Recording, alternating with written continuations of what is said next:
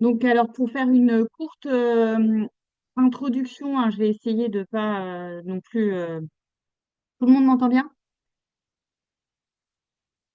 Donc, notre difficulté, c'est qu'on a eu donc il y a quelques semaines l'arrivée de l'accompagnement à la prescription des agonistes du récepteur GLP-1 dans le diabète, ce qui sur le fond est probablement effectivement une bonne idée, mais qui nous pose beaucoup de problèmes pratiques. Donc, l'idée, c'était de pouvoir partager les différentes difficultés que nous avons.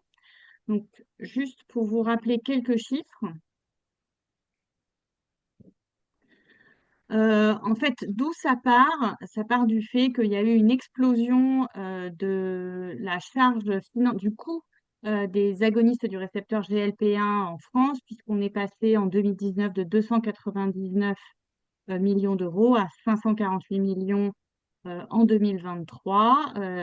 Donc, vraiment une très, très grande, quasiment doublée, avec un nombre de patients traités en très grande augmentation. Donc, les chiffres que je vous présente, c'est ceux qui sont publiés par la CNAM, et que le coût de ces agonistes du récepteur GLP-1 vient largement au-dessus de tous les autres. Alors, on n'a pas ici les chiffres de l'insuline qui sont plus importants, mais voilà, ça représente des coûts. Et dans ce contexte, l'assurance maladie, euh, en fait, a constaté qu'il y avait plus de patients traités que ce qui était prévu. En pratique, ça voulait dire quoi? Leurs enquêtes, en tout cas, ont évalué qu'à peu près un tiers des prescriptions seraient non conformes aux indications thérapeutiques remboursables. Donc, c'est au-delà de l'AMM, c'est le problème des indications hors remboursement. Et que 5% des patients ayant initié un traitement médicamenteux dans le cadre du diabète le sont par un médicament agoniste du récepteur GLP-1, dont un tiers sont hors tiers. Alors, qu'est-ce que ça pose comme problème? C'est qu'il y a en fait des conditions très strictes, comme vous le savez, du remboursement des médicaments par rapport aux indications de l'AMM. Donc, il peut y avoir des situations différentes entre l'AMM et le remboursement, en particulier dans les bi et les trithérapies. On sait aussi qu'il y a eu des recommandations HAS qui sont en fait différentes de- des remboursements qui sont actuellement disponibles. Je vous remets le petit tableau en fait qui explique en bleu les indications remboursables et en orange celles qui ne sont pas remboursables. Et on reviendra tout à l'heure de manière un peu plus approfondie sur les problématiques que nous posent euh, ces, euh, ces indications. Alors pour ça, l'assurance maladie, elle a mis en place sur le site Amélie Pro, que beaucoup d'entre vous connaissent, effectivement, euh, un formulaire. Alors au début, c'était très flou pour savoir comment l'utiliser, puis bon, rapidement, on a tous pris le pli. La problématique, c'est que autant en libéral, on va dire qu'une grande partie d'entre nous ont accès à Amélie Pro, mais en milieu hospitalier, ce n'est pas possible. Mais enfin, bonne nouvelle pour nos collègues hospitaliers, il y a enfin un formulaire euh, qui est disponible, que l'on peut imprimer avec trois volets. C'est très pratique à remplir. Et donc, il y a un formulaire pour le dulaglutide et le liraglutide, un deuxième formulaire pour le sémaglutide et un troisième pour le biéta, mais comme vous le savez, qui est moins utilisé. Donc, je vais laisser la parole à Dalila, que je remercie vraiment beaucoup de s'être impliquée parce que c'est elle qui est vraiment à l'origine de toute l'organisation de ce webinaire et qui va mener la discussion. L'idée, c'est d'échanger avec chacun nos points de vue pour voir toutes les problématiques que ça pose. Et je ne vous spoilerai pas en vous disant que l'assurance maladie n'a pas daigné envoyer un représentant, mais ils nous ont fait une réponse qu'on vous livrera tout à l'heure à la fin du webinaire. Merci Emmanuel. Donc en fait, pour commencer la réunion, je vais commencer par faire un bref rappel du parcours législatif. Tout a démarré fin 2023 suite au problème des ruptures de tension d'approvisionnement en analogue du GLP et le projet de loi de financement de la sécurité sociale pour 2024 prévoyait d'ores et déjà que la prise en charge d'un produit de santé puisse être conditionnée au renseignement par le prescripteur d'éléments relatifs aux circonstances et aux indications de la prescription. Le décret précise que ces renseignements sont portés sur l'ordonnance ou sur un document dédié joint à l'ordonnance, accessible notamment par téléservice. que ce document devait être présenté au pharmacien, donc donné au patient ou à un autre professionnel exécutant la prescription, et également transmis à la caisse primaire d'assurance maladie. Ce texte a été voté en juin au moment de la signature de la convention et un nouveau décret est paru le 30 octobre 2024 qui concernait les analogues du GLP. Nous inaugurons le dispositif. Donc, le médecin devra préciser soit sur l'ordonnance ou sur un document spécifique joint à l'ordonnance accessible par téléservice si la prescription respecte les indications ouvrant droit au remboursement ou aux recommandations de la HAS. Les décrets d'application sont parus au mois de janvier 2025. Ils concernaient tous les analogues, y compris le Bieta qui a été retiré du marché en décembre, et il n'inclut pas le Xultophy. Donc, dans ce décret, il est spécifié que la prise en charge au titre de cette liste des spécialités figurant en annexe est subordonnée au renseignement par le prescripteur d'éléments relatifs aux circonstances et indications de la prescription en vue de l'établissement du document prévu au 3 de l'article R. Et à ce moment-là, on ne parle plus de mention sur l'ordonnance. Entre-temps, donc, quand nous avons préparé cette réunion, nous avons interrogé la caisse primaire d'assurance maladie, Madame Marguerite Cazeneuve, car finalement, la mise en place de ce dispositif d'accompagnement à la prescription, même si elle a sollicité, même si elle a déchaîné un tollé général chez les médecins et les pharmaciens qui jugeaient que c'était un surcroît de travail inacceptable, c'est fait tant bien que mal depuis le 1er février, le téléservice existe. Et ce téléservice fonctionne plutôt pas mal. Vous nous direz ce que vous en pensez. Je vous signale au passage que vous pouvez poser des questions sur le chat. Emmanuel y répondra au fur et à mesure. Donc, ce dispositif de téléservice n'est pas accessible pour les hospitaliers qui n'ont pas accès à MéliPro, mais le document papier vient de paraître, donc ça va pouvoir permettre probablement d'arranger la situation. Dans la lettre que nous avons adressée à Madame Cazeneuve, nous avons essentiellement posé les problèmes médicaux que nous posait ce dispositif, à savoir que les recommandations de nos sociétés savantes et de l'HAS n'étaient pas en accord avec les indications thérapeutiques de remboursement et les AMM. Et notamment, nous avons évoqué quelques problèmes en ce qui concerne le tableau A et 4 du tableau des ITR. Tu peux afficher, Emmanuel, s'il te plaît? Donc, en ce qui concerne la monothérapie, en cas de contre-indication ou d'intolérance documentée à la metformine, comment va se passer le remboursement? Parce qu'on remplit un item sur ce point, mais on ne sait pas après comment ça se passe. Donc, on voulait savoir sur quelle base l'assurance maladie allait décider du remboursement au nom du produit. La deuxième question que nous avons posée, c'est le problème du risque cardiovasculaire, puisque comme vous le savez, nos recommandations nous disent qu'il faut prescrire ces molécules dans le cadre de la prévention du risque cardiovasculaire primaire et secondaire, y compris lorsque l'équilibre glycémique est normal. Or, dans le téléservice, il est mentionné que nous devons prescrire ces médicaments uniquement quand l'objectif glycémique n'est pas atteint avec le régime, l'activité physique et les autres thérapeutiques médicamenteuses. Et la troisième question était comment devions-nous procéder pour les patients qui avaient un traitement par insuline en multi-injection dans le cas d'une tri- ou quadrithérapie, car les analogues du GLP ne sont remboursés qu'avec des insulines basales, et c'est bien spécifié dans l'ITR et l'AMM. Alors, nous disions à Madame Cazeneuve que ça devenait extrêmement compliqué pour nous de prescrire ces traitements à nos patients, et que ce qui était quand même notre premier métier, que nous voulions avoir des consignes claires. Donc, nous avons une réponse de la caisse primaire il y a 48 heures après plusieurs relances, dont nous reparlerons, je pense, à la fin du topo. D'ores et déjà, ce que je peux vous dire, c'est que la réponse sur les modalités du formulaire d'accompagnement est très stricte. Ne passeront que le téléservice et le formulaire papier, et que la mention sur l'ordonnance ne suffira pas. On voit d'ores et déjà des patients nous téléphoner ou nous interpeller parce que les pharmaciens demandent le formulaire absolument, et les pharmaciens qui sont beaucoup plus habitués au réglementaire que nous sont tous comme un seul homme euh, derrière le dispositif. Ils envoient des patients avec des documents d'accompagnement pour nous expliquer le dispositif, et je pense qu'il va falloir qu'on réponde à la demande.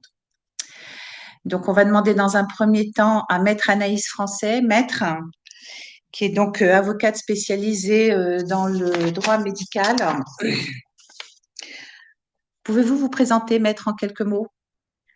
Juste en attendant que Maître Français ouvre son micro, je voulais aussi préciser que la SFD s'est aussi très vite positionnée vis-à-vis des difficultés que cet accompagnement représentait. Je vois que Dr Sami Hadjadj est présent, donc voilà, merci beaucoup d'être présent.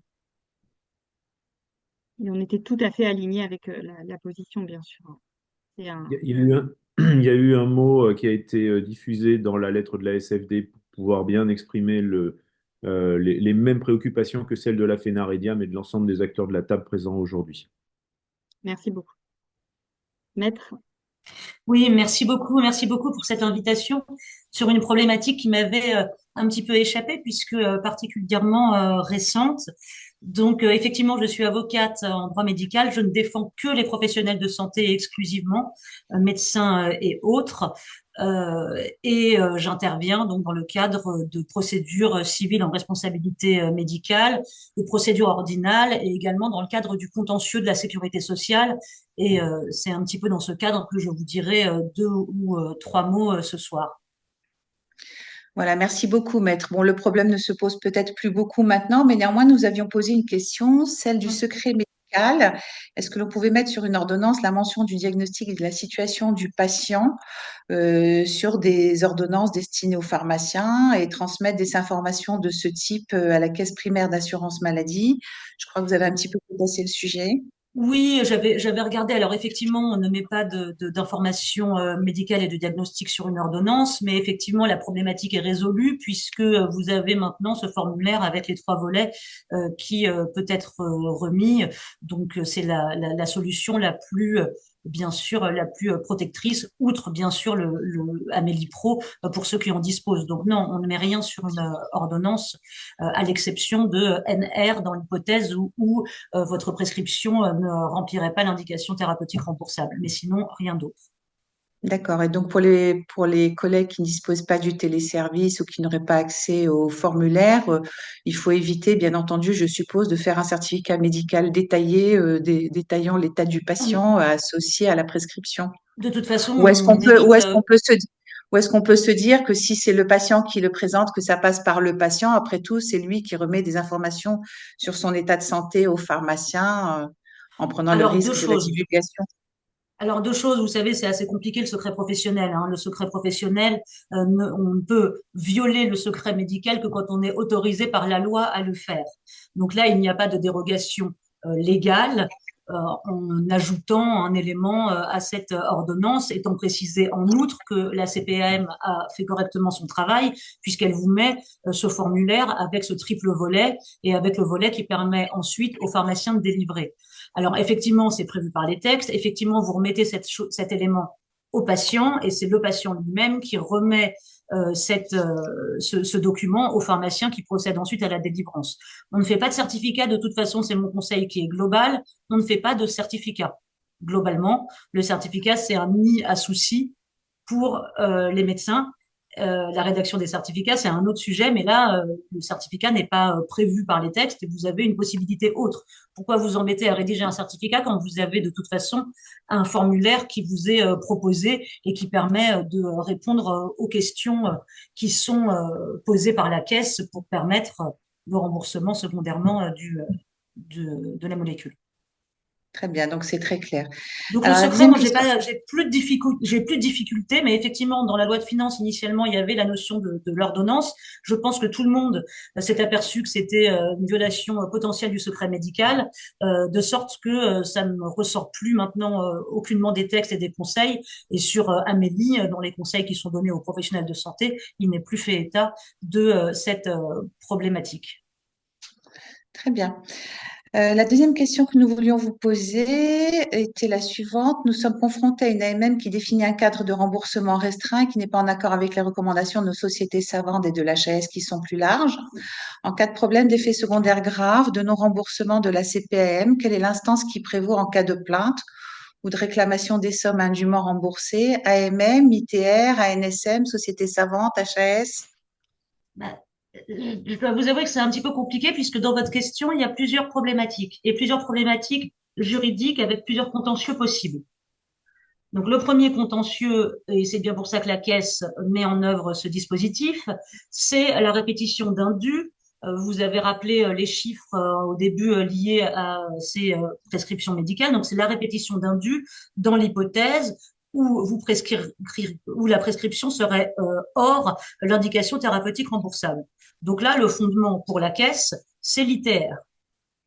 Si la prescription n'est pas conforme à l'ITR et que, alors là, en plus, vous êtes un peu mis dans une situation où vous vous autocontrôlez. Là, on voit bien qu'il y a une perte de confiance de la caisse dans les prescripteurs, puisque vous-même, vous dites que vous remplissez les codes, les cases de l'ITR en remplissant votre formulaire. C'est presque un autocontrôle. Vous remettez cet élément au pharmacien et le pharmacien ensuite délivre. Donc, d'un point de vue répétition d'un dû, c'est l'ITR qui fera foi. Et si vous l'avez respecté, il n'y aura pas de demande de répétition d'un dû. Si ce n'est pas respecté et qu'il y a eu un remboursement indu, eh bien la caisse a, c'était une de vos questions, 3 ans pour venir réclamer les sommes qu'elle considère comme indues et solliciter le remboursement des sommes indues, sauf en cas de fraude. En cas de fraude, ce délai passe à 5 ans. Encore faut-il rapporter la preuve de la fraude. Mais donc, en gros, les délais de prescription, c'est 3 et 5 ans. Néanmoins, vous me parlez également d'effets secondaires ou d'autres problématiques, et là, on est dans un contentieux qui est autre.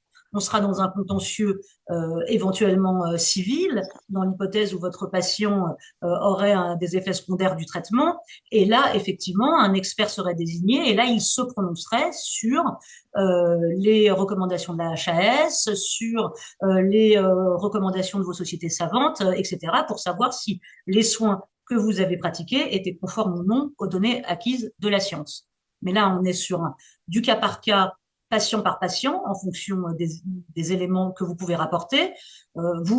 Votre outil de travail, c'est le dossier médical, et c'est à vous de noter pour quelles raisons vous avez prescrit ce traitement à telle posologie, avec tel ou tel autre traitement, etc. Et c'est ces éléments-là qui font que vous pourrez vous défendre secondairement. Mais c'est pas du tout la même procédure. Et après, troisième procédure, et sachez-le quand même, parce que la caisse n'est pas quelqu'un de, la CPAM n'est pas toujours très facile à gérer, vous le savez bien. La caisse a la possibilité aussi de déposer une plainte contre vous pour non-respect des cotations, pour non-respect de la nomenclature ou pour non-respect d'ici de la prescription dans le cadre de l'ITR devant le Conseil de l'ordre. Je vous rappelle, l'article 8 du Code de déontologie médicale tel qu'il est rédigé dans le Code de la santé publique, ainsi sur le fait que vous avez la liberté de prescription, mais néanmoins, ces prescriptions doivent être limitées à ce qui est à la qualité, à la sécurité, à l'efficacité des soins et de manière un petit peu indirecte à l'économie. Donc sachez que vous pourriez aussi voir votre responsabilité engagée devant l'ordre et devant l'ordre, les faits sont imprescriptibles. Donc voilà pour répondre à vos questions. Donc le rapport entre ITR, AMM, recommandations, société savante, ça dépendra un petit peu de la procédure, le cas échéant, initiée, selon moi. Très bien. Emmanuel, tu regardes un petit peu sur le chat les commentaires? Une petite question dans le chat qui est toujours sur le problème du secret médical et des informations qu'on peut donner sur une ordonnance médicamenteuse. En fait, il y a deux questions qui sont un peu en une. La première question, c'est que quand on fait une ordonnance, par exemple, pour un examen d'imagerie, on précise les éléments qui nous amènent à demander cet examen d'imagerie. Euh, et là, pourtant, on ne travaille pas le secret professionnel, sachant qu'on parle d'un médecin à un médecin. Et on peut imaginer aussi que quand on fait une ordonnance, cette ordonnance, elle va au pharmacien et qu'en fait, le secret professionnel, il est partagé normalement entre les professionnels de santé. Et la deuxième question, en fait, qui en découle, c'est que par exemple, on utilise d'autres médicaments qu'on appelle les inhibiteurs de SGLT2, qu'on théoriquement, on ne peut pas associer avec ces agonistes GLP1 dans le cadre du diabète, mais on peut les utiliser dans le cadre d'autres pathologies. Donc, il nous a été proposé plusieurs fois d'indiquer que l'agoniste du GLP1 est pour le diabète et que l'autre médicament est pour, donc en général, une maladie rénale. Donc, du coup, est-ce qu'on peut quand même préciser que le patient a une maladie rénale qui justifie cette prescription et qui du coup, nous dégage, entre guillemets, de cette impossibilité. Je ne sais pas si ma question est très claire pour vous, mais je pense que beaucoup s'y reconnaîtront. Oui, je n'en doute pas. Alors, effectivement, le secret est partagé entre professionnels de santé. Donc, vous avez une ordonnance qui est remise à un patient et le patient en fait ce qu'il veut. Il la remet ensuite au pharmacien et le pharmacien ensuite peut en justifier auprès de la caisse. Pour la radio, c'est un petit peu différent puisque le médecin prescripteur ne fait pas de diagnostic. Il va chercher un diagnostic, donc il va orienter pour permettre la réalisation de l'acte le plus adéquat. Donc c'est une indication à l'examen. C'est pas un diagnostic, c'est une indication, c'est éventuelle fracture de je ne sais quoi. Donc on n'est pas tout à fait dans la même situation, on est sur l'indication plutôt que le diagnostic. Moi, ça me gêne quand même de noter un diagnostic sur une ordonnance. Vous savez, le secret médical est général et absolu. L'ordre est très sévère sur cette problématique. Globalement, c'est aussi une infraction pénale, hein, parallèlement, comme vous le savez. Et la difficulté, c'est que le patient n'a pas le droit juridiquement de délier le médecin de son obligation au secret. Donc les textes font preuve d'une très grande rigidité sur cette problématique. C'est pour ça que je vous inviterais à être plutôt prudent globalement, surtout quand vous avez des possibilités de faire autrement. Et ce qui est le cas en l'espèce, en tout cas sur la question spécifique qui m'avait été posée. D'accord. En tout cas, on pourrait imaginer qu'en fait, on n'a rien à écrire sur l'ordonnance, mais que si jamais on a un contrôle de l'assurance maladie, bah, du coup, on peut justifier avec le dossier médical ce Mais vous genre de avez un choses. dossier médical de toute façon, qui motive vos prescriptions et qui motive les raisons pour lesquelles vous avez prescrit Hmm. tel traitement à tel patient. Après là, manifestement, si vous voulez, le contrôle de la sécurité sociale tel que vous avez peut-être eu à le connaître, vous, sur vos cotations d'actes, était jusqu'à aujourd'hui, jusqu'à ce revirement un petit peu procédural, était un contrôle a posteriori. On s'aperçoit qu'il y a une difficulté dans vos cotations, pour X raisons, soit par délation d'un confrère, soit parce qu'un patient ne comprend pas le remboursement, soit dans le cadre d'une étude globale pour votre spécialité. Il fonctionne beaucoup par spécialité hein, au service médical des caisses. Et ils font un contrôle a posteriori, avec toute une procédure qui en découle. Là, c'est une manière de réfléchir sur un contrôle presque a priori, dont vous êtes vous-même, au demeurant, l'acteur. Et donc, c'est en ça que, d'ailleurs, je vous rappelais les problématiques de prescription, parce que, par définition, sauf à ce que vous puissiez en justifier médicalement, si vous ne remettez pas les documents, si vous les remettez, si vous mentez, et si vous détournez les documents remis pour faire bénéficier d'un remboursement à votre patient, on pourrait rentrer dans la fraude. Et vous n'avez pas le droit ni d'obtenir un avantage indu vous-même, ni de faire bénéficier à votre patient d'un avantage indu. Ça marche dans les deux sens. Donc, même si c'est pas pour vous et que vous le faites par sympathie, pour le patient, vous n'avez pas le droit. De sorte qu'il pourrait y avoir un contrôle et une demande de remboursement. Et écoutez, moi, je sais pas, hein, j'ai un peu googlisé bêtement, mais en tout cas, j'ai bien vu que sur l'Ozempic, les sommes pouvaient monter extrêmement vite. Donc, si ils remontent sur 3 ans, sur une période de 3 ou 5 ans, sur toutes les prescriptions que vous avez effectuées et qu'ils en sollicitent le remboursement, les sommes peuvent monter très, très, très, très vite. Donc là, on a vraiment un paradigme qui est différent et vous êtes vous-même acteur en auto-validant votre propre prescription et en la justifiant en amont, ce qui permet presque un contrôle a priori et non a posteriori. Très bien, maître, je vous remercie. Je vais donner maintenant la parole au docteur Pierre-Olivier Variot. Docteur Variot, vous êtes là? Oui, bonjour, merci beaucoup de votre invitation. Oui, bonsoir. Bonjour Pouvez-vous monsieur. vous présenter, s'il vous plaît? Vous êtes pharmacien officinal installé à Dijon. Oui, je suis pharmacien installé à côté de Dijon et je suis président d'un des deux syndicats représentatifs de la profession. Très bien, nous avons eu l'occasion de discuter à plusieurs reprises.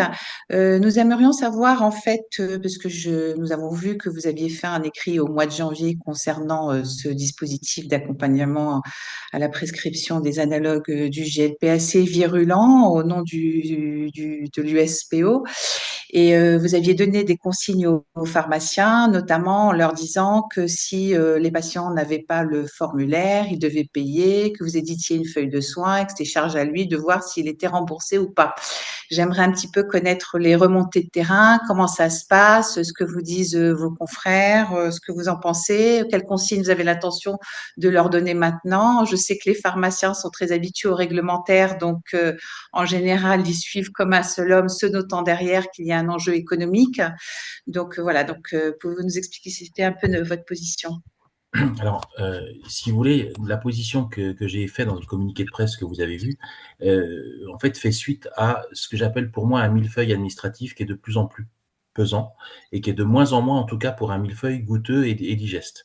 Et je pense que quand on a des règles de prescription qui sont là pour protéger les patients, ces règles, il faut les maintenir et il faut au contraire peut-être même les renforcer. Par contre, quand ces règles sont là pour emmerder le prescripteur, emmerder le pharmacien et que le patient n'y comprend plus rien, il faut peut-être y réfléchir à 2 fois avant que ces règles s'appliquent. Enfin, c'est mon avis en tant qu'utilisateur, si vous voulez. Je ne parle pas que du système de santé. Et moi, j'appelle depuis quelque temps l'État à ce qu'il y ait un choc de simplification, de façon à ce qu'on arrête d'emmerder tout le monde avec des prescriptions qui ne servent plus à rien. Prenez par exemple un bisoprolol qui est prescrit dans le cadre de l'HTA. Tout médecin a le droit de le prescrire, mais le même bisoprolol, qui est juste un sel différent, prescrit dans le cadre d'une insuffisance cardiaque, il faut que ce soit une prescription initiale par un cardiologue. Plus personne ne comprend rien à rien aujourd'hui. Donc, moi, ma réaction, c'était de dire, on va, avec cette surprescription d'un élément qui est finalement un élément qui vient se rajouter, mais qui est, à mon avis, que le début. Hein. On parle d'analogue d'AGLP1, mais je pense que les benzodiazépines feront partie. Oui, ça va suivre derrière, oui. Il y en a d'autres qui vont suivre derrière. Bah, Alors, nous, on va être directement concernés avec les inhibiteurs des SGLT2, Forxiga, bien sûr. etc.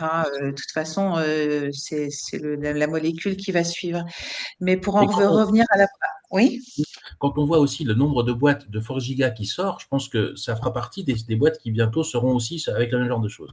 Donc moi, alors déjà, j'ai vu dans le chat une question qui était posée, c'est on a une période de latence en ce moment. Donc la remontée de terrain, elle est de dire on a très peu de formulaires, mais pour l'instant, à la limite, on s'en fout puisqu'on a 3 mois jusqu'au 1er mai pour que ce formulaire s'applique.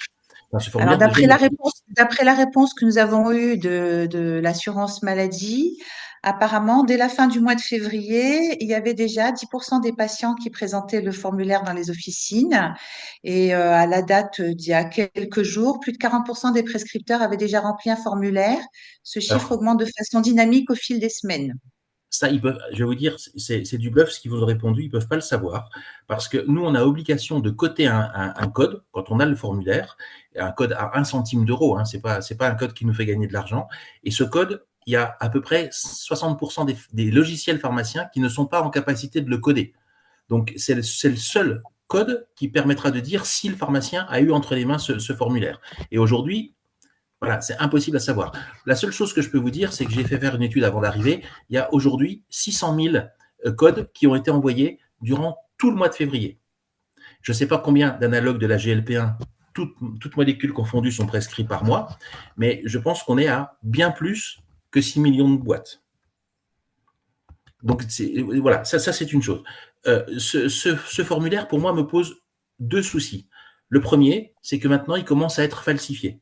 On a des cas de formulaires falsifiés qui remontent, en particulier de Marseille et du Vaucluse. C'est facile à voir quand c'est la première fois, parce que la signature du médecin n'est pas la même sur l'ordonnance que sur le formulaire. Mais comme le formulaire est valable à vie, quand ça fera un an et demi que le patient aura le formulaire, je ne serai plus en capacité, parce que le médecin généraliste ou le diabéto aura peut-être changé, de vérifier la véracité du formulaire, puisque c'est un formulaire papier. Et moi, la signature, je ne pourrais pas la comparer à autre chose que celui qui m'a été donné sur l'ordonnance.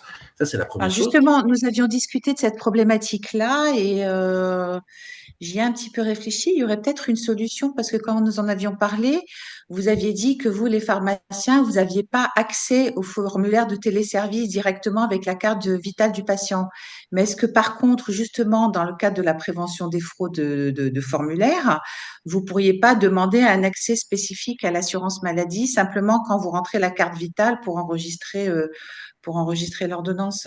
Et à ce Non, moment-là, ça permettrait de supprimer le problème de la fraude, puisque la le seule chose formulaire serait déjà dedans. La seule chose que l'on peut faire, c'est que le médecin mette le formulaire dans le DMP du patient et que moi, pharmacien, j'ai accès au DMP et que j'aille voir dans le DMP. Mais ça vous demande un travail supplémentaire que d'aller l'y mettre. Et pour moi, ça me demande un gros travail que d'aller le chercher puisque je dois sortir de mon LGO pour aller dans le DMP et vérifier s'il y est bien. Voilà, c'est la seule chose qui est là. Moi, le gros problème que j'ai par rapport à ce formulaire… Attendez, on va juste finir juste sur l'histoire du formulaire. Dans la réponse que nous a faite l'assurance maladie, en fait, il y a des évolutions du téléservice qui sont en cours. Il y a une première version qui a été travaillée avec des médecins qui permet d'améliorer l'ergonomie, qui a été mise en place le 6 mars. Et il y a un deuxième lot d'évolution qui est prévu, qui portera sur l'intégration de la signature sur le justificatif et sur l'alimentation de mon espace santé DMP de ce même justificatif. Donc, normalement, c'est quelque chose qui devrait arriver. Alors oui, vous savez que le temps de l'assurance maladie, c'est rarement le temps humain, hein. La vague Ségur numéro 1, on l'attend toujours, elle savait 1 an et demi qu'elle aurait dû être fermée. Et on devrait être dans la vague 2. Mais bon, c'est une parenthèse. Moi, ce qui m'embête le plus par rapport à ce formulaire, je parle du formulaire électronique, je parle du formulaire que les libéraux peuvent remplir. Je parle pas de l'hôpital. C'est qu'il était écrit dans le courrier qu'on a reçu de l'assurance maladie que la conclusion en tout en bas du formulaire devait être conforme à l'AMM/ITR. Aujourd'hui, 100% des documents que j'ai vus me disent c'est conforme à l'AMM. Point. Et ça ne me donne aucune indication sur l'ITR. Oui, il y a toujours le… Oui. Donc, mais c'est justement le gros problème, c'est ça. Donc, ça veut dire que quelque part, ce document, pour moi, le fait que vous fassiez une prescription en marquant pas hors AMM a la même valeur juridique en termes de prise en charge. C'est-à-dire que si vous prescrivez l'Ozempic et que vous me mettez dessus hors AMM, je sais, sans indication médicale, sans trahir de secret quoi que ce soit, que c'est pas dans le cadre de la prise en charge et je le fais payer. Mais, mais si vous voulez, pour moi, ce document, il est pas plus puissant que le hors AMM noté par le médecin. Non, parce qu'il est très flou, parce que les AMM et les ITR ne correspondent pas.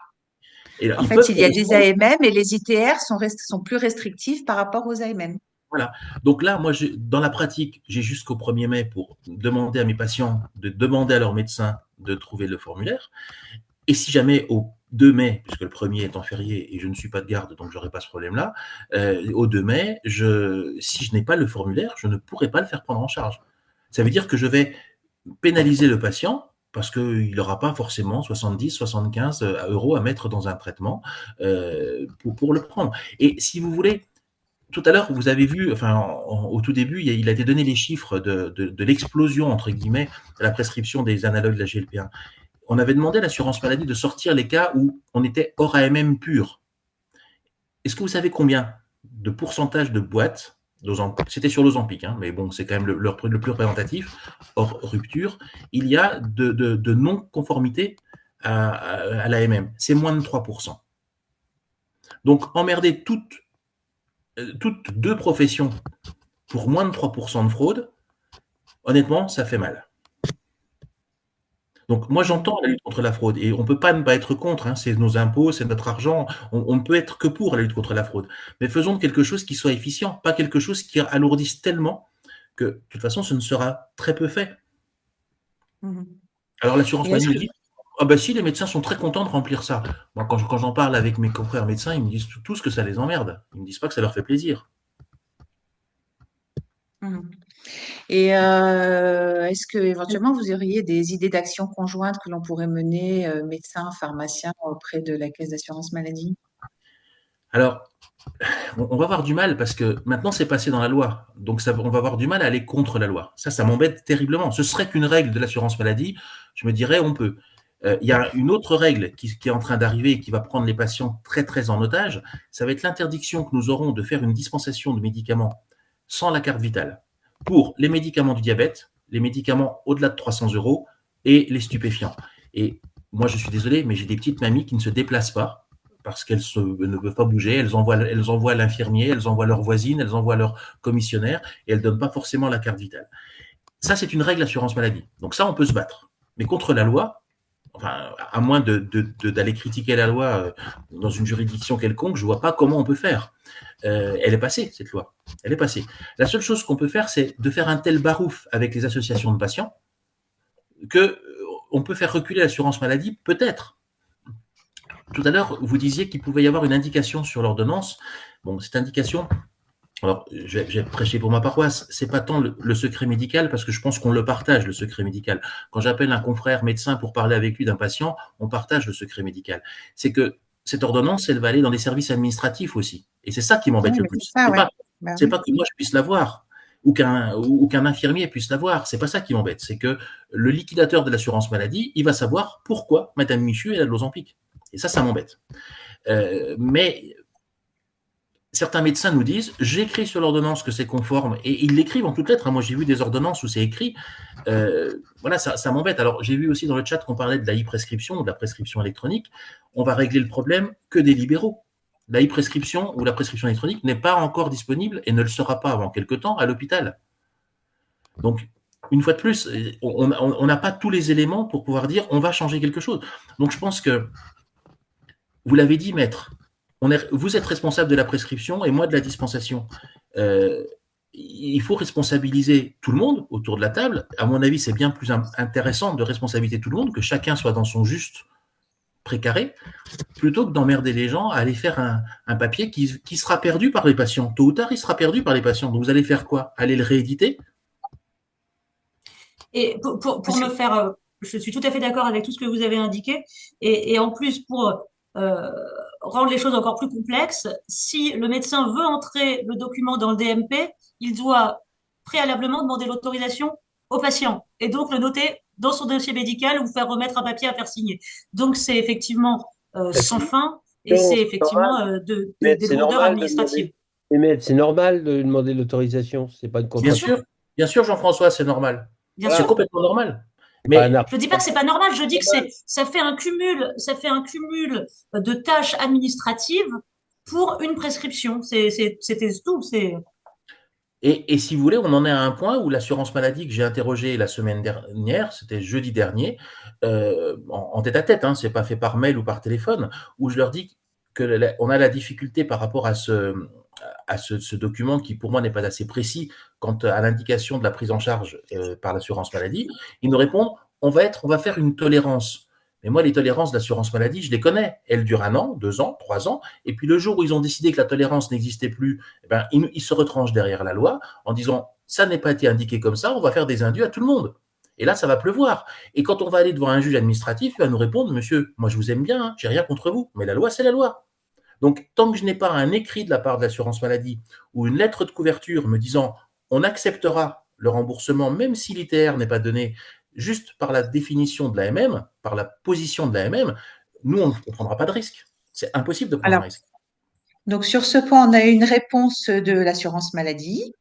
Donc, on nous dit que la période transitoire jusqu'au 1er mai doit permettre aux prescripteurs de remplir le formulaire qui sera indispensable pour la prise en charge et qu'après, il sera absolument nécessaire. Et sur le point du respect des AMM et des ITR, on nous dit également, je cite, la réglementation est très claire et n'a pas été modifiée s'agissant du hors AMM.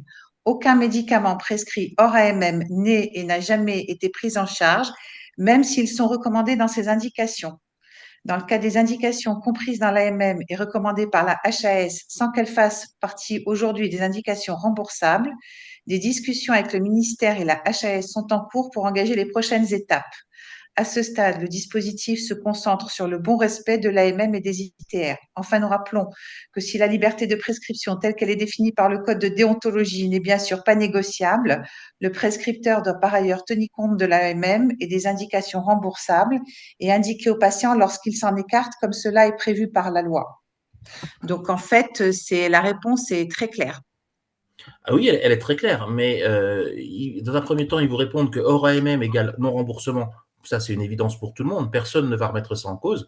Et après, ils vous disent le AMM hors ITR, on attend de savoir ce que le ministère et la HAS vont définir. Donc aujourd'hui, 20 mars, je ne sais pas ce que je fais avec. Alors si je sais ce que je fais, puisque j'ai une période de latence de 3 mois, mais au 2 mai, sauf à ce que le ministère et la HAS se soient positionnés, je ne pourrais pas accepter mettre au remboursement un produit avec seulement la notion de conforme à l'AMM. C'est impossible. Et ça ne dépend pas des médecins, ça ne dépend de personne d'autre que de la cochonnerie de formulaire que l'assurance maladie a mis en ligne. Et on leur dit, mais pourquoi quand vous faites quelque chose, vous n'allez pas le faire bien jusqu'au bout? Pourquoi dans votre formulaire, vous ne notez pas l'ITR?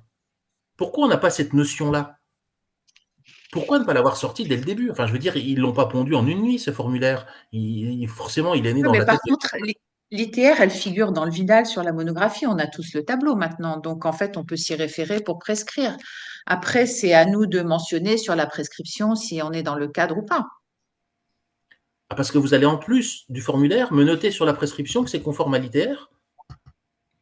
Non, on va pas noter que c'est conforme à l'ITR, mais si par exemple on prescrit hors indication thérapeutique, par exemple dans le cadre du risque cardiovasculaire, qui ne figure pas dans l'AMM, si on le prescrit quand même, on sera obligé de mettre qu'on est hors AMM. Oui, mais ça, c'est pas mon souci. Enfin, c'en est Oui. un. Non, C'est mais pas mon vous, souci. votre problématique, c'est le paiement du traitement que vous avez avancé dans le cadre du tiers payant, donc on la comprend parfaitement. Oui, C'est et vrai puis que nous, quand on n'est vous pas avez, du tout sensible à ça. Oui. quand vous avez le tableau qu'avait mis la dame au tout début avec les cas où c'est dans l'AMM mais non remboursé, il y a quand même, il y en a quand même quelques-uns. Quand vous avez une monoprescription d'un analogue de la GLP-1 sans metformine, c'est pas remboursé. C'est pourtant Bah, là, on ne l'AMM. sait pas parce qu'en fait, dans le formulaire, il y a une question spécifique en cas Oui, d'intolérance à la metformine ou de contre-indication. Mais c'est la question qu'on avait posée à Madame Cazeneuve, c'est quand il y a ça, qu'est-ce qui se passe derrière? Est-ce qu'effectivement le patient est remboursé ou pas? On ne sait pas. Et du coup, est-ce que le pharmacien est payé ou pas? On ne sait pas. Donc, c'est ce qu'il vous a répondu quand elle vous dit que des discussions sont en cours entre le ministère et l'HAS. C'est ce cas-là, à mon avis. hmm. Donc, voilà. Mais je pense qu'il va falloir vraiment que nous travaillions ensemble. J'aurais bien aimé avoir l'avis de Monsieur Thébault de la Fédération Alors, Et française bien des justement, diabétiques il sur lève ce la ouais, main, point. donc justement, allez. voilà, Voilà. il voulait lever la main. Vas-y, Oui, parce que je suis très mal à l'aise de cette discussion. Je crois qu'il y a tout un tas d'arguments dans un sens et dans l'autre qui sont parfaitement recevables. Ce que vous venez d'expliquer, la différence entre l'AMM et l'ITR, sauf qu'on ne peut pas modifier l'AMM si le labo ne le demande pas. Et donc, c'est à l'initiative du laboratoire, l'AMM. Et donc, comme si le labo ne demande pas de modification de l'AMM, il n'y aura pas de modification. Ce n'est pas l'HAS qui peut modifier l'AMM. Sauf qu'il y a eu il y a eu des modifications parce que depuis que ces textes sont parus, en fait, les AMM, les monographies dans le Vidal ont changé. Donc voilà, simplement, on n'y figure toujours pas la prévention du risque cardiovasculaire. Bon. Donc de ce côté-là. Donc, non, ce que je veux dire, c'est qu'il faut reprendre la réflexion au départ. Pourquoi il y a cette réglementation qui a été mise en place et quels sont les objectifs et est-ce qu'on est d'accord pour les suivre ou pas? Alors après, on peut faire du poujadisme et dire non, ceci, non, le règlement, ceci, non, ceci, et aller argumenter ligne à ligne sur les formulaires qui sont proposés. C'est pas ça l'enjeu. L'enjeu, c'est la bonne indication au bon patient. C'est la pertinence qui a été signée par tous les syndicats médicaux dans leur prescription de faire des bonnes prescriptions conformes aux recommandations. Voilà, c'est ça l'enjeu.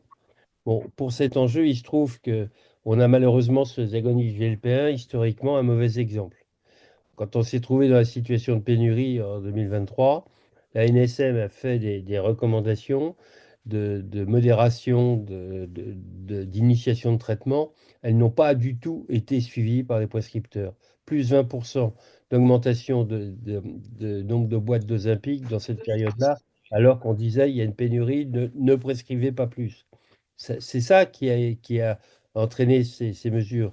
Un non prise en compte de la situation par les prescripteurs, quels qu'ils soient, je ne veux pas les stigmatiser. Donc, l'assurance maladie, dans un cadre général, là, ça s'applique au GLP-1, mais c'est pas nouveau, hein. Vous poussez des cris d'orfraie, mais c'est pas nouveau. Ça a été déjà les ententes préalables avant dans bien d'autres situations. Ça a été pour la rosuvastatine, quand ça s'appelait Crestor. Hein, ça l'est pour les PSK9. Et c'est normal quand on est avec des molécules qui posent un problème, à la fois sur le coût et à la fois sur la disponibilité, d'essayer de contrôler l'ensemble. Alors, il faut que tout le monde y mette de la bonne volonté. Bien entendu, c'est quelque chose de plus. Alors, la discussion, pour moi, elle n'est pas les arguments que vous êtes en train de développer. La discussion, pour moi, elle est de dire c'est quand même ridicule d'être obligé de demander ce formulaire à des patients qui sont en ALD, c'est-à-dire la majorité des patients, 80% des patients, qui ont ce traitement depuis des mois. À mon avis, c'est ça le bon argument auprès de la. C'est pas de critiquer en disant la croix, c'est sur Attends, AMM. attends, je crois que nous ne nous sommes pas très bien compris. Voilà. Non, Je non, mais pense que laissez-moi sur, parler. Non, non, non, laissez-moi attendez. parler, s'il vous plaît. Je continue. Donc, Excusez-moi, je suis la modératrice de la séance, donc je reprends la parole pour recentrer le sujet.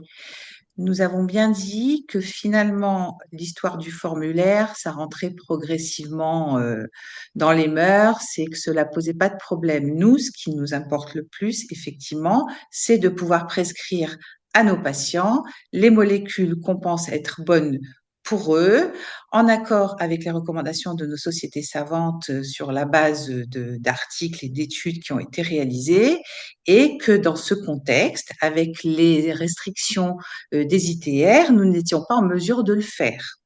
Voilà. non, pas Donc, du c'est tout. surtout ça qui nous importe. C'est Le formulaire, l'intérêt des patients. C'est pas non, non, non, uniquement. non, non. C'est le formulaire qui vous gêne. Bon, c'est tout. Bah, Mais le formulaire, on le remplit déjà depuis un mois et demi, sans écoutez, problème. Bah, c'est rentré dans les mœurs maintenant. nous, Il y a du des côté ajustements à faire. nous, du côté patient, les remontées qu'on a, c'est que les médecins ne veulent pas le remplir. C'est ça, les Bah, remontées. écoutez, C'est pas le ouais. fait que le formulaire n'est pas bon et que vous n'êtes pas ad hoc par rapport à tout ce qui est écrit. Nous, les Le remontées, formulaire est déjà rempli en plus par les médecins généralistes et je pense qu'il va falloir aussi qu'on communique avec les cardiologues pour leur dire qu'ils peuvent être amenés à le remplir aussi. Ça se passe plutôt bien. En tout cas, moi, chez moi, je suis dans 77, ça se passe plutôt bien. Et je pense que les collègues qui sont présents ce soir font la même chose. Donc, c'est pas tellement le problème. Qui d'entre vous a refusé de remplir les formulaires, demande Emmanuel? alors attendez, que je termine. Si tout se passe bien, quel est le problème? Quel est le problème? La Euh, problématique, c'est pas le formulaire, c'est de pouvoir Nous avons prescrire signé, en accord avec nos convictions médicales.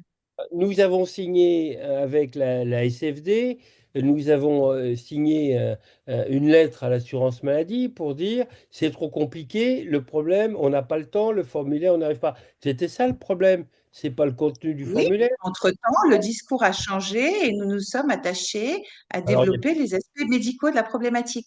J'aimerais demander à Étienne Larger. Étienne, si tu te plaît, tu peux intervenir sur ce point? Sur quel point de discussion directement? je comprends plus où est la discussion, voilà, parce que j'avoue que Sur quel point de discussion directement, Dalila, veux-tu que j'intervienne?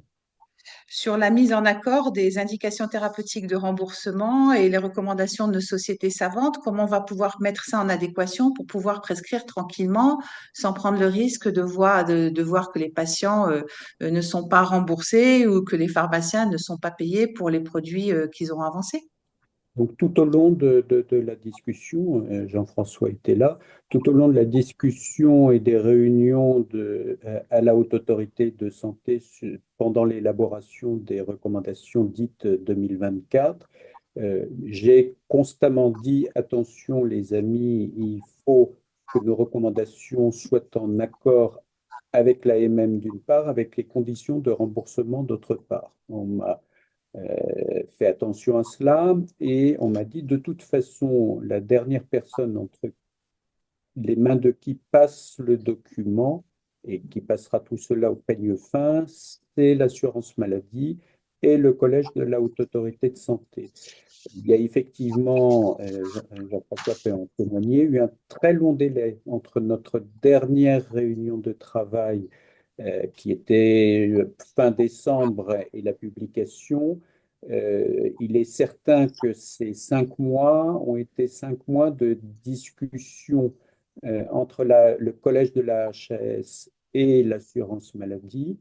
Et à partir du moment où il n'y a eu aucun retour de l'assurance maladie, nous devons considérer que nos recommandations sont celles qu'ils s'imposent et que les recommandations étant opposables, tout prescripteur qui serait critiqué sur une prescription et une stratégie thérapeutique pourrait se référer à ce document de la HAS.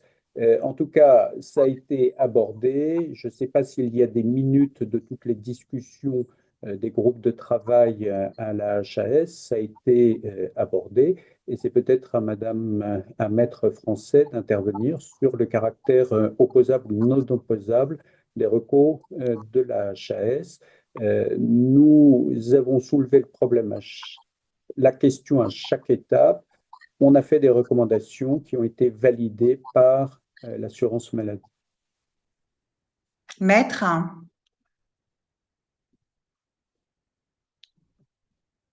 Maître, vous êtes là? Oui, oui, pardon, je suis là, bien sûr. C'est une bonne question. Ce qui m'embête un peu, c'est que l'ITR, pour moi, d'un point de vue en ma qualité d'avocat, ça n'a pas grande valeur, sauf dans le but du remboursement, justement. Donc, les recommandations de bonne pratique, les recommandations de la HAS peuvent être opposables et ce sont les données acquises de la science que vous devez respecter. Donc ça, je suis d'accord.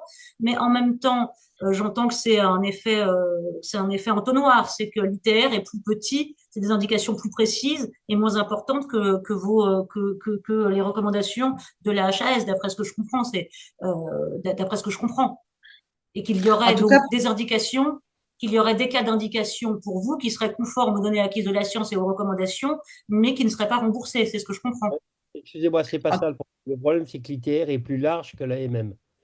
Dans la recommandation, on met par exemple qu'on peut avoir en monothérapie un agoniste GLP-1 si on est intolérant, par exemple, à la metformine. Or, l'AMM exclut, c'est le tableau qui a été montré tout Non, à l'heure. c'est l'inverse, Jean-François. non, c'est l'inverse, c'est Ah oui, c'est l'inverse. l'inverse. C'est Mais non, C'est l'inverse. l'inverse. c'est le Si tableau officiel. l'AMM, si, l'AMM, tu peux, mais t'es pas remboursé normalement. Voilà. Bah, c'est ça ce Les que mêmes- je... Ah oui, c'est ce que Ouais, je bah, dis. c'est l'inverse. Ah non, c'est que Y a- Non, dans- non, à la fin, je on va crois, se- je crois on est que d'accord, Samy on est voulait d'accord. prendre la parole. Je crois que Samy voulait prendre la parole. Samy? Ouais, merci beaucoup. C'est des discussions difficiles. Moi, je crois qu'au fond, on a un point qui est l'AMM, elle est ce qu'elle est, et elle est en effet proposée par ceux qui développent le médicament et qui disent, et ça c'est évalué par le l'EMA, qui dit, voilà là où on pense que ce médicament doit être positionné. Et puis on a un deuxième élément qui est, voilà ce que la collectivité propose de rembourser. Et donc, on peut très bien être dans l'AMM, mais ne pas être dans le remboursement. Et donc, au fond, ces éléments-là, c'est ceux sur lesquels tu insistes le plus, Dalila. Tu dis, au fond, il y a pas de concordance entre ces deux points. Oui, mais il y a beaucoup de situations où il y a une AMM qui dit une chose et un remboursement qui dit une autre chose. On n'est pas très habitué à ça, et encore moins les médecins hospitaliers, parce qu'au fond, on prescrit selon ce qu'on pense être pas mal, même si les conditions de remboursement racontent autre chose que les conditions de prescription. Donc en fait, on peut prescrire assez facilement, mais on ne peut pas être remboursé aussi facilement que ça. Et donc, je suis d'accord avec Jean-François, notre problème aujourd'hui, c'est que nous occuper d'un document comme celui qui nous est demandé de remplir aujourd'hui, c'est perdre du temps et de l'énergie, alors que si on est capable de s'autodiscipliner, on peut très bien écrire sur l'ordonnance hors remboursement. On peut être dans la MM, mais hors remboursement. Et en fait, c'est ça qui est fliqué, c'est ça qui est regardé, et c'est ça qui, au fond, nous prend le plus de temps, alors que pour ce qui est de prescrire, on prescrit ce qu'on veut, hein, à partir du moment Oui, où on tout reste à dans fait. la D'ailleurs, MM. au Canada, ils passent beaucoup de temps sur chaque ordonnance pour préciser ce qui est hors remboursement et ce qui ne l'est pas. Mais c'est vrai qu'on n'a pas cette culture-là d'auto-évaluation et de mention du caractère remboursable ou non du produit. Enfin, moi, je pratique depuis plusieurs années. Par contre, il y avait le docteur Vario qui va devoir nous quitter, qui a levé la main. On va lui laisser la parole et puis après, on passera la parole à Jean-Michel Ras qui est à la NSM et qui pourra vous parler aussi de ce qui se passe avec le MA. Donc, docteur Vario, vous pouvez intervenir? Oui, merci. Juste pour vous dire que ce qui vient d'être dit est parfaitement juste. Sauf que on va nous embêter la vie à ce que vous remplissiez un document et moi le demander au patient, alors que ce document aujourd'hui, dans son écriture actuelle, ne me parle pas de la prise en charge du médicament. Oui, le Je suis problème, il est désolé. là, c'est que vous avancez les sommes. Oui, non, mais c'est ça. Et que, alors, ou je risque un indu, ou alors je vais faire payer mon patient, et qui n'a pas forcément ni envie ni la capacité de payer, pour quelque chose qu'il peut-être ne devrait pas payer. Et c'est pas le fait que le document soit mal rempli, c'est que le fait que le document, il n'est pas bien fait. Et quand on a eu le courrier Osmose, les courriers Osmose, c'est des courriers qui viennent de l'assurance maladie. Vous avez forcément dû le recevoir aussi, parce que j'ai vu celui qui a été envoyé au médecin. Il était précisé dans ce courrier que le document devait préciser si le médicament était conforme à l'AMM et à l'ITR. sauf que la notion d'ITR n'apparaît plus. Oui, Donc, tout à fait, oui. Donc, on vous fait remplir un document. Moi, je trouve absurde de faire remplir un document. Je suis parfaitement d'accord avec ce que vient d'être dit à l'instant. Mais on vous fait remplir un document, on vous fait perdre du temps pour un document qui, finalement, n'est pas opérationnel. Mhm. Donc, c'est D'ailleurs, ça, il n'est moi. même pas finalisé parce qu'il y a des mentions conditions de télétransmission qu'on n'arrive pas à ouvrir et les références au Voilà. texte juridique qu'on n'arrive même pas à ouvrir. Ça a été fait à la va-vite et ça a été mis en place le 31 janvier. Jean-Michel, tu peux intervenir, nous dire un petit peu ce que tu en penses? Donc Oui, Jean-Michel bonjour. Ras. Bonjour, j'essaierai d'être assez bref. Jean-Michel, moi je suis diabétologue, j'ai encore une activité à la Riboisière, mais surtout mon activité est à l'agence à la NSM et je suis un des deux membres, un des deux représentants français au CHMP qui est le comité des produits à usage humain, qui est donc un comité de l'Agence européenne du médicament. Pourquoi? Parce que maintenant, la grande majorité des autorisations de mise sur le marché du médicament sont des autorisations européennes, centralisées, c'est la procédure principale. Je ne rentrerai pas dans les autres. Le gros avantage, c'est que c'est un guichet unique et que un laboratoire, contrairement à ce qui était le cas il y a 30 ans, n'est pas obligé de demander une autorisation de mise sur le marché dans chacun des pays de l'Union européenne, mais dépose une telle demande auprès de l'Agence européenne du médicament. Cette agence va nommer au sein des États membres un rapporteur et un co-rapporteur qui va donc étudier dans tous ces aspects du métier de la qualité pharmaceutique, la non clinique, la sécurité et réglementaire. Et le dossier, et ça se passe en général dans plusieurs rounds, bien entendu, et on titille le laboratoire, un certain nombre de questions, de demandes d'analyse supplémentaires. Et à la fin, le comité va donner un avis, une opinion, positive ou négative, qui est transmise à la Commission européenne, puisque c'est la Commission européenne qui délivre les autorisations de mise sur le marché. Et il y a toujours une adéquation entre les opinions du CHMP et ce qui est donc délivré, ce qui est publié par la Commission européenne, et c'est ça qui va effectivement définir l'autorisation de mise sur le marché, avec en particulier le 4.1 de nos formules, de nos notices, qui est l'indication. Alors, l'avis d'un médicament commence par une AMM initiale, et il faut savoir que les mêmes rapporteurs et co-rapporteurs vont également l'être pour toute l'évolution ensuite du médicament, à chaque fois que le laboratoire va donc déposer ce qu'on appelle une variation pour étendre l'indication, pour une extension de gamme pour un nouveau dosage, une extension pédiatrique avec une forme particulière adaptée à l'usage pédiatrique. Et c'est donc cela qui définit l'autorisation de mise sur le marché, ses modalités, ensuite au niveau et on passe ensuite au niveau national. Je dirais que l'agence européenne s'arrête à la publication de cette autorisation de mise sur le marché, qui sera ensuite, comme je vous le disais, évolutive, et commence à ce moment-là l'aventure nationale de chacun de ces produits, puisque cette AMM s'impose à l'ensemble des pays de l'Union, mais ça ne veut pas dire que le laboratoire va forcément d'ailleurs commercialiser son produit dans tous les pays de l'Union européenne. Ça commence comme ça. Bien entendu, la commercialisation, vu le prix des médicaments, est conditionnée au remboursement par la prise en charge des différents organismes de protection sociale, de remboursement qui sont variables d'ailleurs d'un pays à un autre. Et c'est là que commence, je dirais, l'aventure qui nous pose pas de problème, l'aventure qui nous occupe ce soir. C'est à la fois les modalités de remboursement. Comme vous savez, il y a une évaluation qui est faite en vue ou pas d'un remboursement par l'HAS, et puis avec une cotation qui permet de dire si oui ou non ce produit apporte, selon l'évaluation qui en est faite, un plus qui va conditionner la négociation des prix. Donc effectivement, quand vous voyez des modifications dans l'AMM, ce sont des modifications qui résultent d'une modification de l'AMM européenne. pour les produits qui nous intéressent, on les a donc vu les indications dans le diabète. On a vu ensuite des indications et des extensions pédiatriques. Pour le Ozempic, on a même vu des modifications de la dose maximum possible. C'était en décembre, je crois que CHMP s'était prononcé sur cette question. Donc, bien évidemment, ça n'est pas nouveau, si je puis dire, qu'il y ait un remboursement qui ne matche pas avec l'autorisation de mise sur le marché. Il y a toujours eu des produits qui ont eu une AMM qui n'étaient pas remboursés.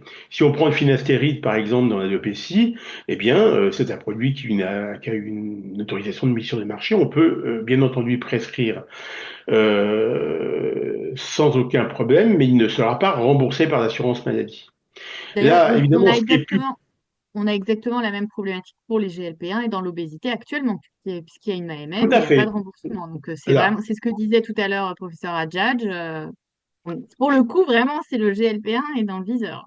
Tout à fait. Ce qui complique un peu les choses, c'est que d'ordinaire, en général, le produit il est remboursé ou il ne l'est pas. Et là, il est ou pas selon un découpage à l'intérieur de l'autorisation de mise sur le marché. Je voulais juste te dire aussi qu'il y a quand même une réflexion à l'Agence européenne du médicament sur la rédaction des indications parce que les analogues du GLP-1 et les bispécifiques qui suivront ensuite, on les traite de toutes les merveilles, puisqu'on a même dit que dans le pronostic de l'Alzheimer, c'était favorable. On verra ce que ça donnera. Mais bien entendu, les laboratoires essayent d'avoir des indications spécifiques découpées, si je puis dire. Et pour l'instant, en ce qui concerne les produits qui ont une indication dans le diabète, il n'a pas été admis qu'on puisse donner des indications supplémentaires autres que le diabète. Par exemple, pour le Wegovy, récemment, il y a eu une variation qui a été demandée pour une autorisation dans les apnées du sommeil, qui a été tout à fait accordée. Les données cliniques étaient tout à fait satisfaisantes, mais ça n'a pas été rajouté dans l'indication. Ça reste un effet de la perte de poids. Le laboratoire n'a pas montré que c'était un effet spécifique indépendamment de la perte de poids. Et cela figure dans un peu plus loin. Je sais que même en tant que médecin, moi, avant d'être à la NSM, je n'allais pas beaucoup plus loin que le 4.8, c'est-à-dire les effets indésirables d'un produit, mais si vous progressez jusqu'au 5.1, vous avez tout le détail du mécanisme d'action, un résumé des études, et à ce moment-là, au fur et à mesure, on rajoute un certain nombre de chapitres pour cela, mais pour l'instant, il n'y a pas, à la fois dans les produits pour l'obésité et dans les produits pour le diabète, de tronçonnage, si je puis dire, avec des AMM supplémentaires. Il a même été question de se poser la question, et j'arrêterai là. C'est pour la metformine. Est-ce que dans les AMM, on doit continuer à faire mentionner ou pas la mention de la metformine ou simplement dire qu'un produit est indiqué dans le diabète? Point. Voilà. Est-ce que tu penses, Jean-Michel, qu'il y a une possibilité d'évolution de l'AMM sur le plan du risque cardiovasculaire dans le domaine des analogues du GLP à court terme ou pas? Parce qu'on est quand même bloqué là. Alors, en ce qui concerne l'AMM, si vous regardez effectivement les notices et vous allez jusqu'à la rubrique 5.1, faut pas se leurrer, hein, un RCP, c'est certes quelque chose de très très pratique, mais c'est avant tout un document médico-légal. Hein. C'est ce qui fixe pour un laboratoire le cadre de commercialisation de son produit. Le remboursement, c'est son problème, bien évidemment, parce qu'un produit remboursé sera évidemment beaucoup moins prescrit. Et si vous alliez plus loin dans le 5.1 de l'Ozempic et des autres produits, vous trouverez les différentes études en ce qui concerne ce qui ont été versés à la faveur du risque cardiovasculaire. Et de toute façon, maintenant, pour qu'un médicament puisse prétendre à une indication dans le diabète, il faut non pas forcément établir la preuve d'un effet bénéfique sur le risque cardiovasculaire, mais au minimum établir l'absence de surrisque cardiovasculaire, puisqu'on a eu dans le passé un certain nombre de produits, vous savez, la question s'était posée longtemps pour les sulfamides et du risque cardiovasculaire, etc. Donc voilà. Donc les évolutions, elles vont l'être, mais à partir du moment où un médicament a une AMM dans le diabète, si de surcroît un risque cardiovasculaire, oui, mais il n'y a pas pour l'instant d'AMM qui recommanderait par exemple Ozempic en dehors d'un diabète et d'un surpoids uniquement pour un risque cardiovasculaire. Ce serait tout à fait possible, à condition qu'un laboratoire produise des résultats d'études, d'essais cliniques tout à fait sérieux et probants qui nous montreraient cela. En dehors de ça, il n'y a pas d'évolution, en dehors d'éléments scientifiques, d'éléments d'essai, qui montrent qu'effectivement, il y a motif de dire qu'un bénéfice-risque apparaît pour une nouvelle population. Très bien. Alors, je vais donner la parole à Jean-François Thébault qui voulait intervenir. Oui, j'ai vu dans le chat, et je vous en remercie, que le remplissage du formulaire ne posait pas de problème aux diabétologues libéraux, contrairement aux médecins généralistes qui ont fait des communiqués pour dire qu'ils refuseraient de le remplir. Et je vous en remercie. Et puis, effectivement, corriger une bêtise que j'ai dit tout à l'heure, par entre la confusion entre l'ITR et l'AMM. En fait, ce que vous voulez dire, c'est qu'il faut que le laboratoire demande à l'HAS des extensions d'indication ou des modifications d'indication. Tant qu'il ne le demandera pas, ce ne sera pas accessible au remboursement. Donc la main est au labo pour savoir si il veut modifier un petit peu les recommandations de l'HAS. Et comme l'a dit tout à l'heure Étienne, on a été, notamment quand on prend les stratégies thérapeutiques du diabète de type 2, on a été en contradiction avec les avis de la commission de transparence dans un certain nombre de recommandations, mais qui ne sont pas des recommandations dures. Alors, il faut mettre, vous allez nous dire ce que ça vaut. On a fait parcours de soins, stratégie de la prise en charge du diabétique avec dans ce travail des entre guillemets recommandations de la SAGE qui ont été validées par le et qui sont parfois en contradiction avec l'avis de la commission de transparence, notamment pour la prévention du risque cardiovasculaire, puisqu'on dit très bien dedans que dans ce travail, on dit très bien que les patients à risque cardiovasculaire méritent d'avoir des agonistes GLP-1 ou des SGLT2 suivant la situation. Même Parfois, à équilibre glycémique atteint, indépendamment de l'équilibre glycémique. Or, les mentions remboursables spécifient que ça ne peut être destiné qu'aux patients non équilibrés au niveau glycémique. Et mais c'est ça, cela le gros problème. on l'a écrit dans la stratégie thérapeutique, Étienne, ce me semble, en conformité d'ailleurs avec l'avis de la société savante, avec la prise de position de la société savante. Alors, maintenant, quel est, respectivement, il y a deux aspects au problème. Il y a l'aspect médico-légal et il y a l'aspect remboursement. Remboursement, on est pour cette phase-là dans une zone de non-droit, effectivement, que l'assurance maladie ne peut pas résoudre parce elle a un dilemme réglementaire entre différentes choses. Et donc, on ne peut Alors pas lui. peut-être que, Voilà. L'assurance excusez-moi, maladie n'a pas cassé nos recommandations et on sait qu'il y avait eu en 2018 un texte très avancé élaboré par la HAS qui a été cassé par l'assurance maladie pour diverses raisons. Je n'ai pas eu ce texte entre les mains. Donc, qui ne dit mot consent et on restera sur ce point-là. oui, mais le problème qui se pose, Étienne, c'est pour les pharmaciens. Je ne sais pas si Pierre-Olivier Vario nous a quittés parce qu'il avait une réunion syndicale après. Vous êtes toujours là, docteur Vario, ou pas? Non, il est parti. Oui, en fait, le problème des pharmaciens, c'est qu'ils avancent le produit. Donc, est-ce qu'il va falloir, dans des indications bien précises, comme par exemple la prévention du risque cardiovasculaire, que l'on fasse éventuellement une mention au pharmacien pour qu'il délivre le produit en faisant payer le patient et que le patient soit remboursé après? Enfin, je sais pas, il va falloir quand même réfléchir à une stratégie parce que les pharmaciens, s'ils ont 10 patients qui ont un analogue du GLP dans la journée, qu'il y en a 3 ou 4 qui ne sont pas pris en charge, eux, en attendant, ils ont avancé l'argent pour acheter le produit.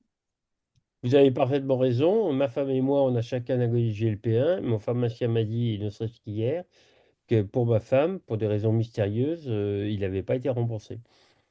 Alors Voilà. que Et moi, il donc l'est. après, ça fait quand même beaucoup d'indus. Et puis le problème des pharmaciens, c'est que les pharmaciens, ils ont cette problématique-là avec les analogues du GLP, mais ils ont la même chose pour plein d'autres produits. Et de temps en temps, ils ont plusieurs milliers d'euros d'indus qui leur sont réclamés et, dans les colis qui doivent pas être prescrits par les généralistes, mais uniquement par les ophtalmos, mais qu'ils ont quand même délivrés, dans les doses d'insuline parce qu'ils ont donné plus de boîtes que le patient en avait de doses. Donc, eux, ils vont être droits dans leurs bottes. À partir du 1er mai, plus rien ne va passer. Donc, comment va-t-on faire pour répondre à cette demande? Donc Et là, le on est problème n'est pas à l'initiation, il est au renouvellement également. Je le rappelle, ce formulaire doit être rempli une fois dans la vie du patient et ce n'est pas, cela ne relève pas uniquement de l'initiation, cela relève aussi du renouvellement. on est dans un jeu de dupes, hein, tout ça à la base, et clairement pour sortir des remboursements indus, des prescriptions dans l'AMM mais hors remboursement pour l'obésité. Donc, euh, Exact. Exactement, tu as raison, Étienne. much ado about nothing, hein, si je puis me permettre.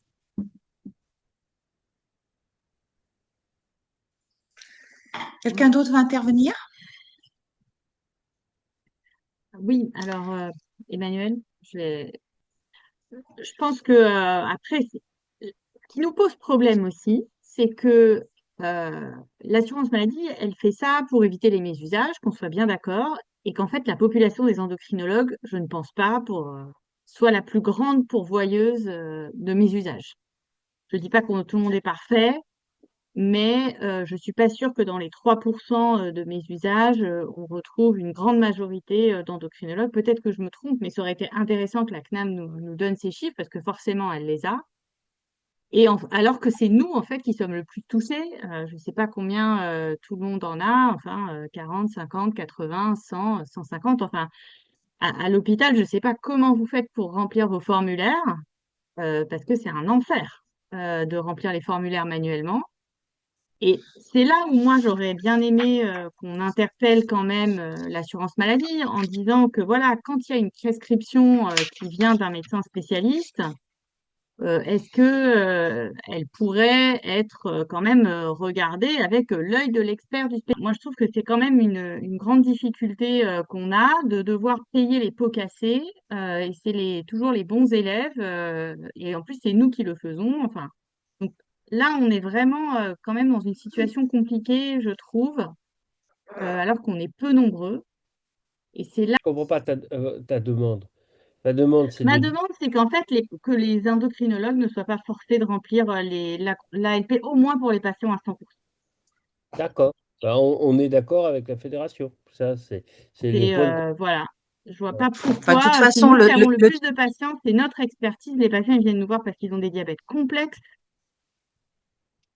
Et en c'est même temps, ça, moi. Emmanuel, c'est pas tellement le problème. Là, le 1er mai, c'est dans un mois et demi. De toute façon, tout le monde sera plus ou moins équipé, si je puis dire. Voilà, c'est surtout qu'il y ait une mise en accord des ITR avec les recommandations de nos sociétés savantes.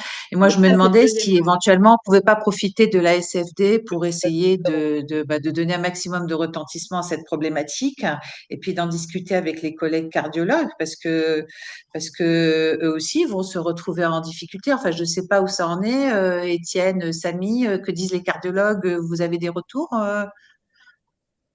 des Moi, j'ai pas eu de sociétés retour. cardiologiques sur Aucune, l'histoire de la aucune prévention, information de de la la part des mise en cardios. adéquation?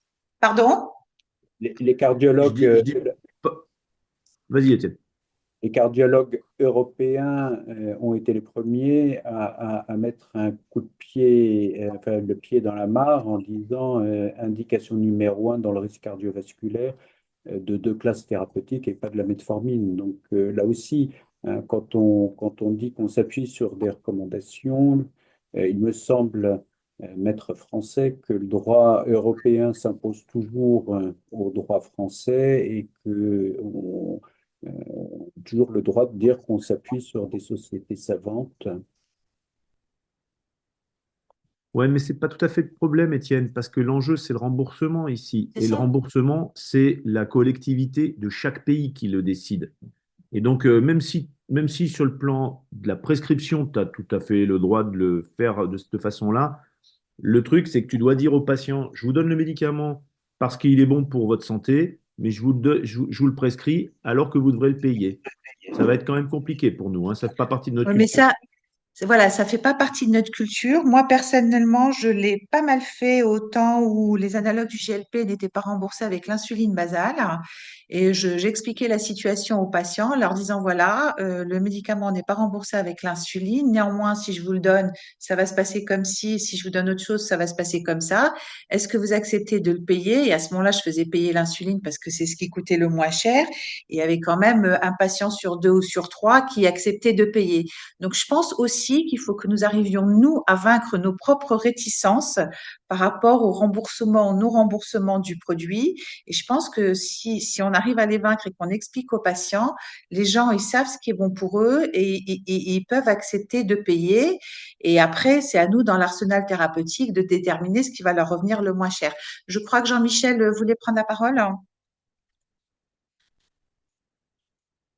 Juste pour redire effectivement que on est sur des niveaux différents comme ce qu'a dit Monsieur Thébault, c'est-à-dire que l'AMM résulte d'un jugement, hein, c'est toujours un jugement de toute façon, une opinion, d'un jugement scientifique reposant sur des données scientifiques qui permettent de dire que pour cette population, on estime qu'il y a un bénéfice à prescrire ce médicament qui l'emporte sur les risques.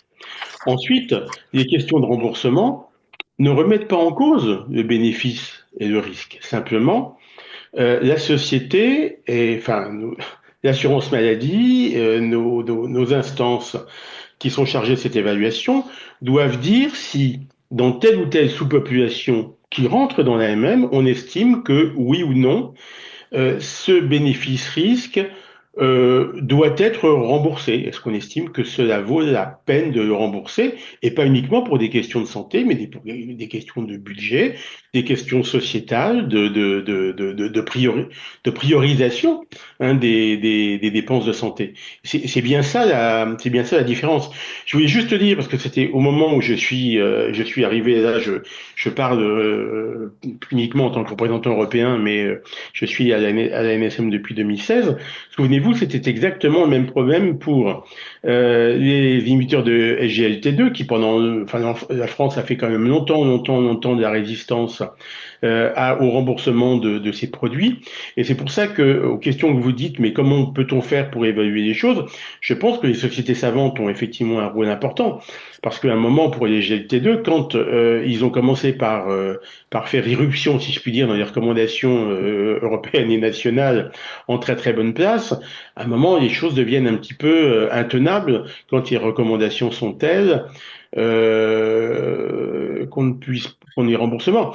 Et la metformine, effectivement, posera certainement un jour problème dans le maintien des lignes et que c'est quand on va voir évoluer les choses avec les sociétés savantes, je pense, c'est forcément une pression sur nos décideurs, mais une pression que je trouve positive. Hein, je crois, ce type, non pas de rapport de force, mais ce type d'interaction qui est important. Mais on n'est pas sur le même registre, si je puis dire, de jugement. Très bien. Bon, bah, je pense que nous allons conclure. Je reprends au vol ce que tu viens de dire pour parler un peu des inhibiteurs des SGLT2 qui, a priori, sont dans le collimateur aussi de la Caisse d'assurance maladie. Donc, je vous invite à vérifier vos prescriptions pour ce qui concerne cette classe de molécules, car les AMM sont quand même assez restrictives. Je vous invite aussi à regarder régulièrement les monographies du Vidal qui évoluent sans qu'on en soit informé, car cela engage votre responsabilité quand vous prescrivez telle ou telle molécule. Et je voudrais redonner la parole à Emmanuel pour conclure la soirée. Là, on l'a déjà dit, ça, Emmanuel, je pense, au fur et à mesure de la discussion. Je te laisse la main pour conclure. Pardon, c'était juste pour voir. Donc, en tout cas, merci à tous d'avoir participé. Je pense que le message principal, c'est qu'il faut qu'on s'allie. Donc, merci encore à Étienne Larger, le professeur Étienne Larger de l'hôpital Cochin, qui a participé aux recommandations HAS, à Sami Hadjadj, qui représente la SFD, à Jean-François Thébault, qui représente les associations de patients, à un maître français, avocate spécialisée en santé, et au docteur Vario, qui est pharmacien.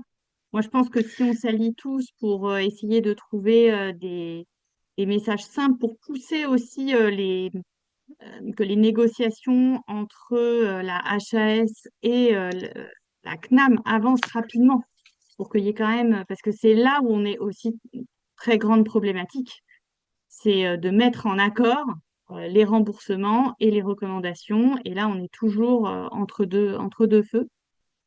Donc, merci encore. J'espère qu'on a répondu au maximum de questions dans le chat.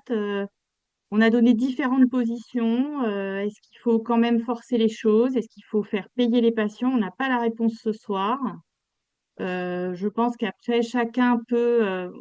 voilà, je pense qu'il faut essayer de pousser quand même pour que le remboursement puisse être fait avec les recommandations qui existent. Ça reste quand même notre premier travail. J'en profite pour faire de la pub pour le SEDMEN, pour le syndicat des endocrinologues, qui est en train de se réactiver. Donc, si vous n'avez pas encore adhéré, il est toujours temps. Et donc, merci vraiment beaucoup à tous de votre présence et de votre participation active. N'hésitez pas à nous contacter si jamais vous avez des messages. On essaiera de les faire remonter, bien sûr. Et donc, il y aura un replay disponible. Et ça sera par quel moyen, Emmanuel? Alors, je vais le mettre sur le site de la Fénarediam. Donnez-moi 24-48 heures.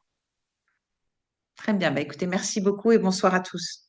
Merci Merci. beaucoup, en tout cas, de l'invitation. Merci. Au revoir. Merci, au revoir.